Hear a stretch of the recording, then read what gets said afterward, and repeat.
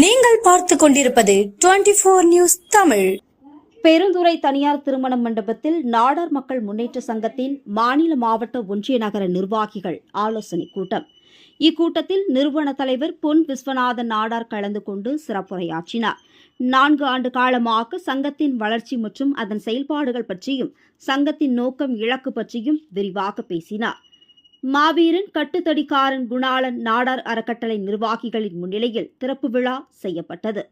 அறக்கட்டளை மூலம் மணிமண்டபம் அமைக்கவும், மாணவ மாணவியருக்கு கல்வி நிதி மற்றும் மகளிர் முன்னேற்ற சுயதொழில் பயிற்சி வகுப்பு, TNPSC பயிற்சி வகுப்பு போன்ற பல்வேறு நலத்திட்டங்கள் செய்யப்படும் என்று உறுதி கூறினார்.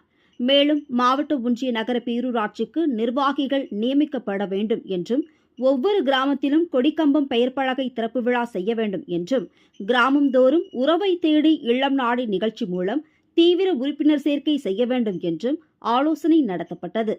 சங்கத்தின் சார்பாக வருகின்ற நவம்பர் மாதம் மாபெரும் எழுச்சியோடு முதலாவது மாநில உரிமை மீட்பு மாநாடு சுமார் 5 லட்சம் பேருடன் நடைபெறும் எனவும் அறிவித்தார்.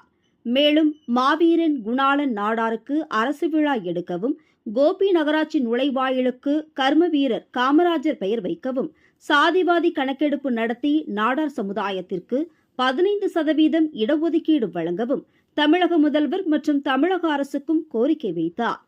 இந்நிகழ்ச்சியில் மாநில ஒருங்கிணைப்பாளர், மாநில பொருளாளர், மாநில துணைத் தலைவர், கௌரவ தலைவர், மாநில துணை செயலாளர், மாநில வர்த்தக அணி, விவசாய அணி, மாநில உயர்மட்ட குழு ஆலோசகர்கள், மாநில இளைஞர் அணி மற்றும் கொங்கு மண்டல துணை ஒருங்கிணைப்பாளர்கள், நாமக்கல், திருப்பூர், கோவை மற்றும் சேலம் கிழக்கு மேற்கு போன்ற மாவட்டத்தைச் சேர்ந்த மாவட்ட ஒன்றிய நிர்வாகிகள் சுமார் 500க்கும் மேற்பட்டோர் கலந்து கொண்டு சிறப்பித்தனர்.